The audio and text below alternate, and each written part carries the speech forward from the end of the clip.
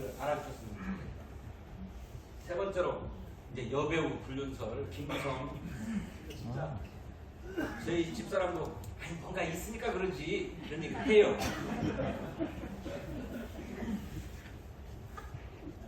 집회하고 유세할 때 얼굴 몇 번 마주쳤는데 그 김구선이 딸이 하나 있는데 자기 남편이 양육비를 안 준다고 양육비를 받아내는 소송을 해야 되겠다고 이재명이 유능한 변호사라고 그러니까 무료로 상담을 받으러 왔어요. 근데 이재명 변호사의 소신은 수임해서 돈 벌 욕심에 안 될 사건 맞지 말고 되면 된다 안 되면 안 된다 분명하게 얘기해서 가능한 사건만 맡겠다라고 하는 철칙을 지켜왔답니다. 그래서 들어보니까 김부선이 처음에 했던 얘기하고는 다르게 양육비를 중간에 얼마나 받았다네. 근데 자기 생각에 그게 부족하니까 더 달라고 하고 싶었던 거죠. 왜냐면 출연하는 게 많으면 출연료를 먹고 살겠지만은 그 배는 출연이 안 되니까 양육비라도 또 이제 받아야 되겠다고 하는 거예요. 그러니까 소송이 안 되는 거예요. 소송을 해야 전 남편의 형편이 그렇게 넉넉하게 준 형편이 안 되면 안 되는 거니까. 그래서 소송이 안 된다고 해서 무산이 돼요.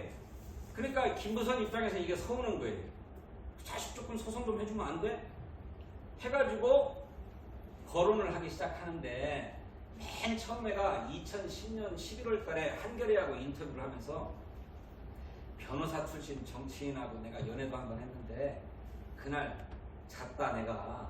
근데 아침에 일어나서 뒤도 안 돌아보고 옷 챙겨 입고 나가는 거 보면서 아, 저 새끼 유부남이구나 이렇게 생각했다는 얘기를 한겨레 신문하고 인터뷰하면서 얘기를 합니다. 그러니까 정치권에는 그 변호사 출신 정치인이 누구냐 싹 다 소문이 막 돌죠. 그러면서 성남 사는 누구다, 성남 사는 가짜 총각 이러면서 이재명이라고 이름은 특정하지 않으면서 마치도 이재명을 암시하는 듯한 얘기를 수년 동안 계속 해와요.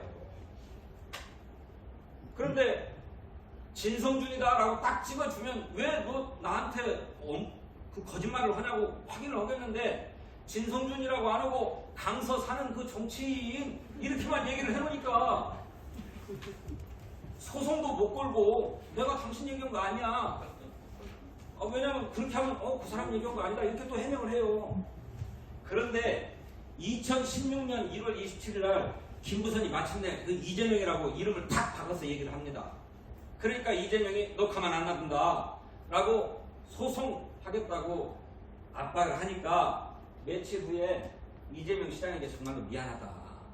사실 그 양육비 소송 상담하러 가서 잘 안 돼갖고 내가 서운하기는 했지만 그 일 외에는 아무런 관계가 아니다라고 사과하는 글을 페이스북에 올립니다. 그러고 나서 또 해 또.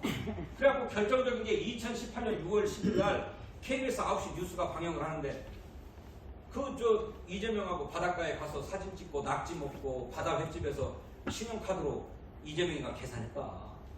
그런 얘기 하죠. 그 사진이 어딘가 있을 텐데 그 사진을 못 찾아서 죽겠다. 사진 갖고 있는 사람들 제보해주면 500만 원 희사하겠다. 이런 얘기를 막 하다가 나중에 사진 찾았다 하면서 사진 하나 올려요. 그 사진이 이 사진이에요. 이 사진.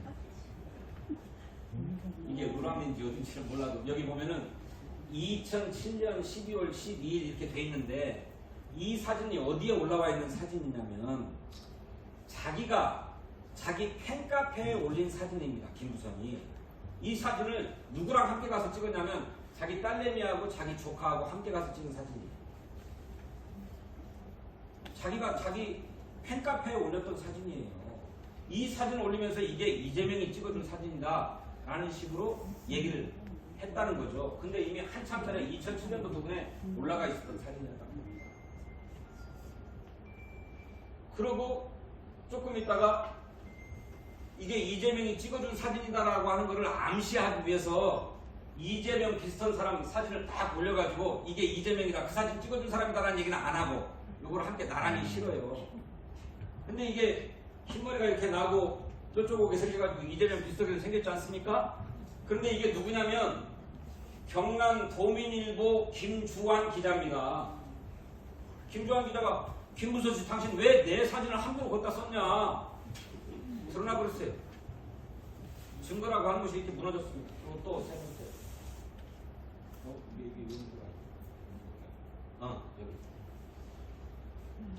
이게 김부선 얘기입니다. 2009년 5월 22일 날 노무현 대통령 연결식 하는 날 비가 억수로 오는데 연결식에 참석하려고 서울에서 봉화마을로 막 가고 있는데 이재명한테서 전화가 왔다. 비도 오는데 거기를 네가 왜 가냐? 우리 옥수동에서 만나자.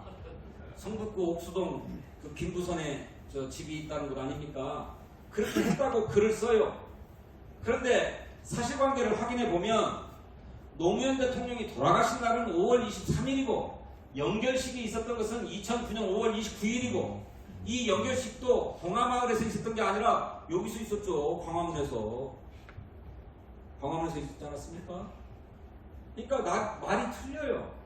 그런데 이거를 확인만 해보면 바로 나오는 것을 언론들이 확인도 안 하고 그냥 막 보도해버립니다. 그러니까 사람들은 다 그런 줄 알아. 그런 줄 알아요. 나중에 밝혀졌습니다만 2009년 5월 23일 날 노무현 대통령이 투신한 날, 독립하기 위해서 투신한 날 제주도 옆에 있는 우도에서 김부선이 자기가 찍은 사진을 자기가 SNS에 올린 것이 나왔어요. 그러니까 제주도를 그러니까 이 당시에 이재명의 일정이든지 김부선의 탑승 기록이든지 확인해보고 아니면 노무현 대통령 서거일이 언제고 22일을 것이고 하루 쌓이니까 뭐 착각을 할 수 있다고 하지만 연결식이 언제 일어났는지 확인해보면 바로 드러나는 것인데 이런 새빨간 거짓말은 안 써야 옳은데 아니면 쓸 것 같으면 썼어도 이건 다 거짓말이다. 앞뒤가 안 맞는다라고 써줘야 되는데 그 얘기를 안 하잖아요. 이런 사람 얘기를 지금도 김부선이 페이스북에다가 아무렇게나 한마디 쓰면 대서특필합니다. 지금도 화가 날 일입니다. 신체 한 곳에 까만 점이 있다. 막 이거 결정적인 카드로 내가 쥐고 있었다. 이재명이 소송 나한테 제기했는데 재판정에서 허다가 계속 부인하면 최후의 카드로 딱 꺼내려고 했다. 라고 얘기한 게 이 신체 한 곳에 크고 까만 점이 있다. 신체의 비밀을 알고 있다고 얘기했던 거예요. 그런데 이것도 이재명 후보가 2018년도 10월 달에 아주대 병원에서 신체 검증을 합니다. 원래 까만 점이 있는지 없는지 보려고 피부과 혹시 제거했다고 할까봐서 성형외과 전문의까지 다 넣어가지고 기자 3명 대동해서 들어가서 검증을 다 해요. 점 없다. 점을 제거한 흔적도 없다. 이러면 이제 누명을 좀 벗겨줄 때도 되지 않았습니까? 누명 벗겨줄 때도 됐는데 아직도 김부선이 뭐라고 한마디만 하면 다 써주니까 저희 집사람 같은 사람도 뭐가 있으니까 그러지 이런 얘기를 하지요. 진실이야. 근데 이게 아주 안간한 게 아까 말씀드렸잖아요.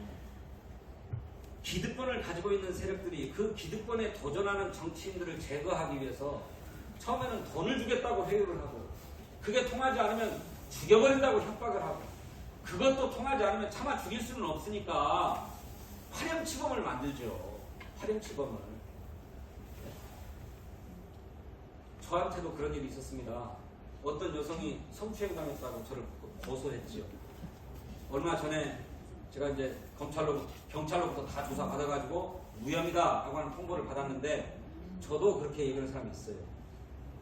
그 사람은 뭐 기득권자는 아닙니다만 왜 그랬는가 모르겠는데 어쨌든 이게 다 저겁니다. 그러면 이제는 좀 누명을 벗겨줄 때도 된 거 아닙니까?